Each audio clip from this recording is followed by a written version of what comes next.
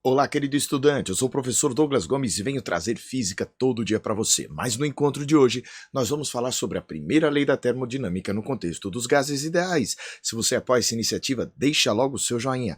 Quer ver mais vídeos como esse? Se inscreva no canal e ative o sininho das notificações para receber aquele aviso esperto quando tiver vídeo novo, ok? Então vem comigo. Se você tiver uma certa quantidade de partículas, né, de uma porção de gás ideal monoatômico, Douglas, o que seria um gás ideal monoatômico? Os gases nobres, hélio, neônio, argônio, criptônio, xenônio e radônio. Aqueles que estão naquela última fileira, né, da tabela periódica, aquela última família. Agora, o que acontece? A gente tem aqui, numa porção gasosa, uma quantidade de matéria. Esta quantidade de matéria é representada pela letra N minúscula. E a gente pode dizer que esta porção gasosa apresenta uma temperatura. Esta temperatura a gente chama de medida de agitação das partículas. E agitação é movimento. E movimento tem um tipo de energia chamada energia cinética associada a ele. Então, quando a gente quer a energia interna de uma porção de gás ideal monoatômico, ela vai ser o somatório das energias cinéticas de cada uma das partículas que estão aqui dentro. E se verificou, através de uma análise estatística do movimento de partículas, que esta energia interna é diretamente proporcional à quantidade de partículas. Quanto mais partículas nós tivermos, obviamente maior vai ser essa energia, mas também é proporcional à temperatura absoluta, medida em Kelvin. Nem me venha querendo usar aqui, nesse caso, graus Celsius, não pode. Depois, um cientista chamado Ludwig Boltzmann, ele verificou que havia uma relação entre a quantidade de energia, a quantidade de matéria e a temperatura. E esta relação foi a seguinte: o valor da energia interna de uma porção de gás ideal monoatômico, hélio, neônio, argônio, criptônio, xenônio e radônio, é igual a 3, eu vou até deixar esse 3 aqui em destaque, 3 vezes aquela constante universal dos gases, vezes a temperatura T sobre 2, multiplicado pela quantidade de partículas, né, em mols. Se você fosse utilizar em mols, você usaria essa constante aqui, que é a constante universal dos gases. Existe uma relação entre ela e uma outra constante que nós vamos ver adiante, chamada constante de Boltzmann. Isso aí, esse 3, ele aparece por conta dos chamados 3 graus de liberdade que o movimento de translação pode permitir a uma partícula. Quando você vai estudar o movimento de sobe, desce, vai para frente e vai para trás, você faz isso usando os 3 eixos x, y e z. Daí aparecer este número 3 bem aqui. Este 2, ele vem daquele mv² sobre 2. Lembra da fórmula da energia cinética? Pois é. É muito comum a gente reorganizar essa expressão da seguinte maneira, dizendo que a quantidade de energia de uma porção de gás monoatômico é igual a 3 meios de nRT. E se você lembra de Clapeyron, você deve pegar nRT é igual a quê? P vezes V. Então você pode utilizar esta expressão aqui para calcular a quantidade de energia de uma porção de gás monoatômico. E se eu tivesse um gás diatômico, como o oxigênio, O2, como o nitrogênio, N2, será que seria a mesma coisa? Vem comigo. Quando o gás que nós temos é diatômico, além de as partículas que constituem esse gás, as moléculas agora, têm energia de translação, elas também têm energia de rotação. A energia de translação é dada por 3RT sobre 2 vezes N. Mas a energia de rotação é 2 vezes RT sobre 2 vezes N. Douglas, por que aqui são 3 e aqui são 2? Porque existem 2 graus de liberdade para que ocorra esse movimento de rotação da partícula. Por essa razão. Qual vai ser a consequência no frigir dos ovos? Uma partícula de gás diatômico tem mais energia do que uma partícula de gás monoatômico se elas estiverem com uma mesma temperatura. Por quê? Porque o gás diatômico, além de ter a energia de translação, igual à do monoatômico, vai ter também a de rotação. Então é isso que vai fazer a diferença. Deu para compreender? Então, somando aqui, 3 mais 2 vai dar o 5. Mas saiba, isso é um modelo simplificado, é a chamada teoria da equipartição de energia. Em altíssimas temperaturas, além dessas modalidades de energia, existe a energia vibracional da partícula. Então, este modelo, ele funciona bem? Funciona sob certas condições. Para o ensino médio, é o que nós vamos utilizar. Agora nós vamos tratar das variações desta propriedade chamada energia interna de uma porção de gás. Nós vamos começar pensando a respeito do gás ideal monoatômico. Se você tiver uma porção de gás com N mols de gás, a energia é 3 meios de nRT. Isso quer dizer que a quantidade de energia depende da quantidade de matéria, da quantidade de partículas e da temperatura absoluta. Você deve se perguntar por quê. A temperatura diz o quão agitada uma partícula está. Agora, se eu quero saber o quanto de energia eu tenho no total, além de saber o quão agitada uma partícula está, eu preciso saber quantas partículas eu tenho. É por isso que nessa expressão aqui aparece o N e o T. Vai depender dessas duas coisas a quantidade de energia. Agora perceba, se eu quiser variar a energia interna, eu necessariamente terei de variar a temperatura, se eu não for mexer na quantidade de gás. Para uma dada quantidade de gás, o que eu preciso fazer para aumentar a energia interna? Aumentar a temperatura. Então veja, a energia interna é uma função de estado. O que isso quer dizer? Ela caracteriza como o seu gás está. É uma propriedade, é algo que vai descrever o estado, como está o seu gás. Está relacionada a outras propriedades, tais quais a temperatura absoluta, aquela medida em Kelvin, e a quantidade de partículas, como eu já havia comentado anteriormente. Agora vem a parte mais legal. A energia interna pode variar por meio de interações entre o seu gás e o que está ao redor dele. O que está ao redor dele é chamado de vizinhança. Então, as interações com a vizinhança vão transformar o estado do gás. E se transformam o estado do gás, vão poder mudar a quantidade de energia dele. Agora, essas mudanças podem acontecer na escala microscópica. Transferências de energia em escala microscópica costumam ser chamadas de calor. A gente já vai ver o que é isso. E transferências de energia com deslocamentos em escala macroscópica, em escala grande, que você consegue ver com seus olhos, coisas microscópicas seus olhos não veem, deslocamentos microscópicos seus olhos não veem, mas deslocamentos macroscópicos os seus olhos são capazes de ver. Estes deslocamentos macroscópicos, essas escalas macroscópicas, envolvem um tipo de transferência de energia chamada realização de trabalho. E é isso que a gente vai tratar a seguir. Uma das formas de transferência de energia é o calor. Calor é a transferência de energia que ocorre causada pela diferença de temperatura, acontecendo espontaneamente das regiões de maior para as de menor temperatura. Imagine, neste primeiro caso, que nós tenhamos aqui na vizinhança do nosso gás um objeto a grande temperatura, um toco pegando fogo, um toco de madeira pegando fogo. A reação química deixa a temperatura elevada. Microscopicamente, você não vai perceber essas transformações, mas em escala das partículas, das moléculas que constituem os corpos, está acontecendo essa transferência de energia.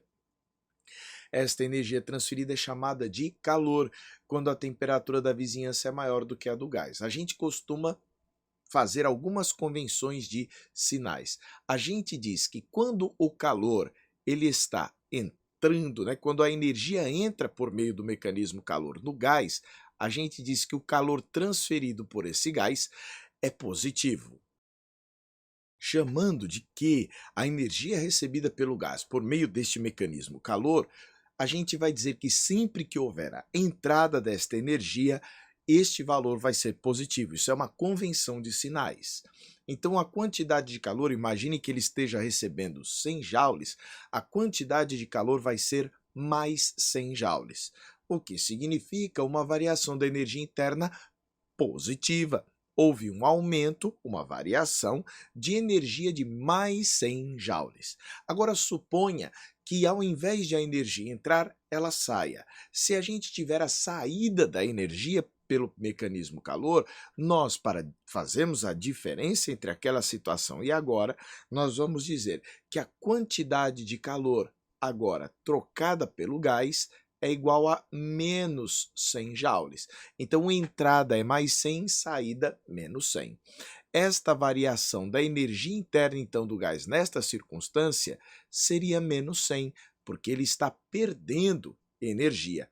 De tal forma que, se você juntar essas duas ideias, você vai dizer, então, que a variação da energia interna seria igual à quantidade de calor recebida pelo gás. Se o calor for positivo, o ΔU será positivo. Se o calor for negativo, o ΔU seria negativo. Mas nós estamos aqui numa situação em que o único mecanismo de transferência de energia que está acontecendo é o calor. Mas existe outro, que é a realização de trabalho. A realização de trabalho também implica transferência de energia. Mas qual que é a diferença? A realização de trabalho envolve força, interação e deslocamento. Aqui no caso eu estou pegando a expansão não livre de um gás. O que é uma expansão não livre? Esse gás vai poder se expandir, mas ele vai ter de empurrar alguma coisa para ocupar o espaço dele. Ou seja, o espaço não está livre para que ele se expanda à vontade. Então ele vai poder se expandir, mas ele vai ter de fazer força e envolver um deslocamento. É o que acontece aqui neste caso. A gente tem um vetor força e tem um vetor aqui também chamado deslocamento. Quando há força e há deslocamento, há realização de trabalho, e a realização de trabalho implica gasto de energia. Como assim? Se você quiser empurrar algum objeto, você vai ter de transferir energia para esse objeto à medida que o empurra. Você vai fazer uma força e vai exercer um deslocamento. Você vai transferir energia para ele. Então, quando o gás empurra a vizinhança, fazendo uma força e provocando um deslocamento no mesmo sentido, ambos os dois, você acaba transferindo energia, jogando energia para fora. Mas a gente costuma chamar esta quantidade de trabalho efetuado pelo gás. E quem efetua trabalho perde energia. E quem perde energia tem variação negativa da energia. Vamos ver como seria isso. Assim, quando você olha para cá, vai ver que este tal, isso aqui é a letra grega tal, vai representar o trabalho efetuado pelo gás. Mas efetuado pelo gás sobre a vizinhança à medida que ele empurra o êmbolo, que é a vizinhança. No que ele faz isso, suponha, isso aqui é só um exemplo numérico, que este gás tenha transferido para a vizinhança 100 joules nesta realização de trabalho. Observe que a variação da energia interna vai ser menos 100 joules. O que isso quer dizer? O que isso representa? Isso significa que toda vez que o trabalho é positivo, você efetuou um trabalho, você vai ter uma redução na quantidade de energia. Isso é meio lógico, não é? Você realiza um trabalho, você gasta energia para fazer isso. E se eu comprimisse esse gás? Quando um gás é comprimido, esta transformação ela não é tão espontânea. A compressão de um gás ocorre às custas de um deslocamento que é contrário à força que as partículas vão exercer no êmbolo aqui neste exemplo. De tal forma que para você conseguir comprimir um gás, você vai gastar energia empurrando o gás. Então, nesta situação, quando o gás é comprimido, o trabalho não é efetuado pelo gás, ele acaba sendo efetuado sobre o gás, a vizinhança que vai efetuar um trabalho sobre ele. Por essa razão, nós damos um valor negativo para este trabalho. significando a entrada da energia, de tal forma que na compressão de um gás você vai dar energia para ele. E aqui no caso, ó, o trabalho do gás vai ser negativo, porque não é efetuado pelo gás, mas sim pela vizinhança sobre o gás, e a variação da energia interna é positiva. Douglas, e moral da história: se você quiser resumir, você pode dizer que a variação da energia interna de um gás tem o sinal contrário ao do trabalho efetuado pelo gás. E a razão qual seria? Porque quando o gás efetua trabalho, a gente vê que ele gasta energia para fazer isso. Daí esta expressão aqui aparecer. Aí você pode também fazer uma outra pergunta: e como é que eu vou calcular o trabalho efetuado por um gás? Você já deve ter aprendido que o trabalho efetuado por uma força constante é o valor da força vezes o deslocamento vezes o cosseno do ângulo entre a força e o deslocamento. Imagine que eu tenho aqui um gás que está exercendo uma força sobre este êmbolo de área A. E se eu quiser o trabalho, eu vou fazer o valor da força vezes o valor do deslocamento vezes o cosseno de 0 graus, que é o ângulo entre esta força e esse deslocamento. Ó, os dois não estão para cima. Qual é o ângulo aqui entre eles? Zero. Cosseno de zero, o divertido, equivale a 1. Se você for lembrar que pressão, o valor da pressão, é o valor da força sobre a área, você vai poder escrever que o valor da força é a pressão vezes a área. Pressão, não se esqueça, é força sobre área. Isso é uma definição. Vem para cá. A gente pode dizer então que o trabalho de uma força constante seria a pressão vezes a área vezes o deslocamento que aqui aconteceu. Agora vem uma parte interessante: se a força é constante, a pressão será constante, não é verdade? Então a gente vai dizer que o trabalho, nestas circunstâncias, seria dado por essa expressão. Agora vem a parte mais divertida ainda. Se você pegar a área da base e multiplicar pela altura, esta altura D que você está vendo aqui, ó, você está calculando um volume, este volume verde. Só que este volume verde representa a variação do volume que o gás sofreu. Então, quando você tiver uma transformação a pressão constante, você pode dizer que este pedaço aqui é o teu ΔV. Como a pressão não mudou, o trabalho seria expresso por P vezes ΔV. Agora, cuidado, esta fórmula aqui, ela só é válida, então aqui só é válida caso você tiver a pressão constante. Então, se a pressão for constante, se a pressão for variável, você não vai poder utilizar esta equação. Douglas, e aí o que eu vou fazer? Tem uma história interessante. Se você pegar base vezes a altura, daqui para cá a altura é P, você está calculando esta área aqui que está sob o nosso gráfico. Então, se você for capaz de calcular toda essa areazinha aqui que está embaixo do gráfico, você terá calculado o valor do trabalho na transformação à pressão constante. O legal é que isso vale tanto no caso de a pressão ser constante, como no caso de ela ser variável. Assim, nós podemos dizer que o cálculo do trabalho efetuado por um gás numa transformação, mesmo que a pressão varie, à medida que a gente muda o volume, vai ser a área sob este gráfico. E você chega e me pergunta: mas Douglas, e agora? Por que eu vou fazer pressão e volume? Nos gases, a pressão é análoga à força e o volume é análogo à posição.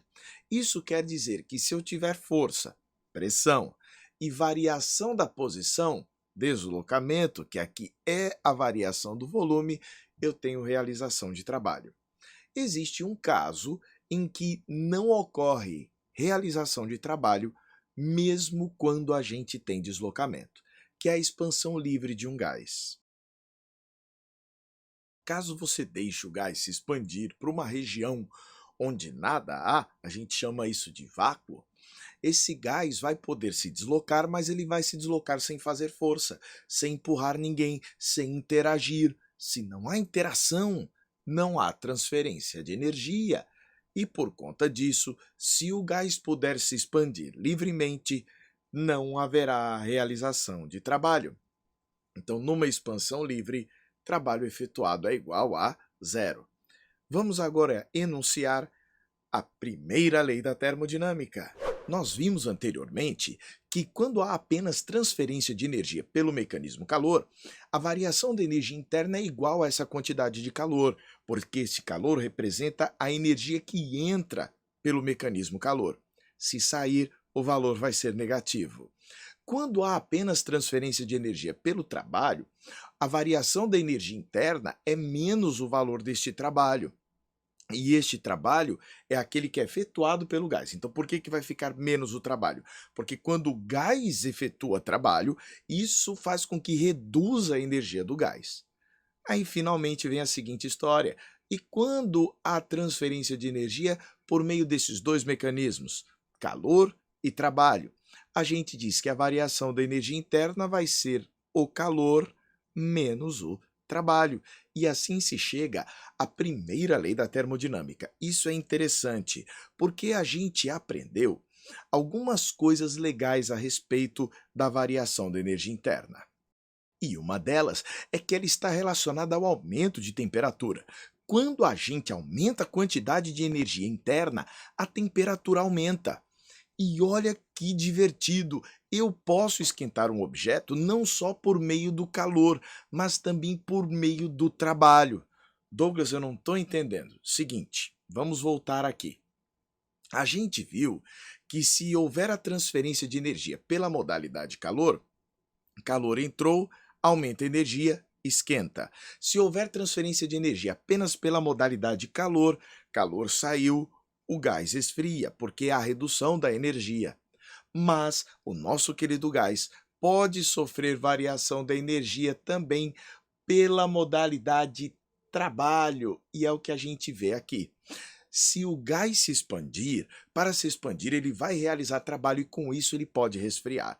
Vou te dar um exemplo, o desodorante. Você já percebeu que o desodorante, quando sai do recipiente, aquele desodorante spray, na hora que sai, ele sai gelado? Por quê? Na hora que ele está saindo, ele está empurrando a atmosfera para poder se expandir. Ele está efetuando o trabalho. E para efetuar este trabalho, ele vai gastar energia. E à medida que ele gasta energia, ele resfria. Isso quer dizer que variação da temperatura não está relacionada apenas a calor. Isso fica muito na nossa cabeça. Ah, calor é o que esquenta e o que resfria. Não, trabalho também pode proporcionar isso. Uma outra experiência que você pode fazer é pegar aquelas bombas de encher bola. Né? Às vezes você está com aquela bola murcha, precisa jogar com os amigos, aí você pega a bola e usa aquela bomba comprimindo o ar. Você já deve ter percebido que a bomba vai esquentando. Não é porque está sendo gerado algum tipo de calor. Não, não, não. O que está aquecendo o gás ali, naquela hora, é a compressão que você está efetuando sobre ele. Quando a gente comprime um gás, nós realizamos trabalhos sobre o gás e transferimos energia para ele, podendo aumentar a temperatura. Com isso em mente, você já tem a ferramenta matemática mais importante para compreender as transformações termodinâmicas que podem acontecer. E aqui está a primeira lei da termodinâmica. Quer mudar a temperatura, você vai ter de mudar a energia interna. Como você muda a energia interna? Podendo utilizar o mecanismo calor ou podendo utilizar o mecanismo trabalho. Aqui nós terminamos esse encontro. Gostou desse nosso encontro? Deixa aquele joinha especial pra gente. Eu agradeço demais se você puder fazer isso. Quer ver mais vídeos como esse? Se inscreve no canal, ativa o sino das notificações para saber quando tem um vídeo novo. Quer aprender física comigo? Acesse o meu site, professordouglasgomes.com. E lá eu tenho um curso feito especialmente para você se preparar com profundidade. Até um próximo encontro, a gente se vê.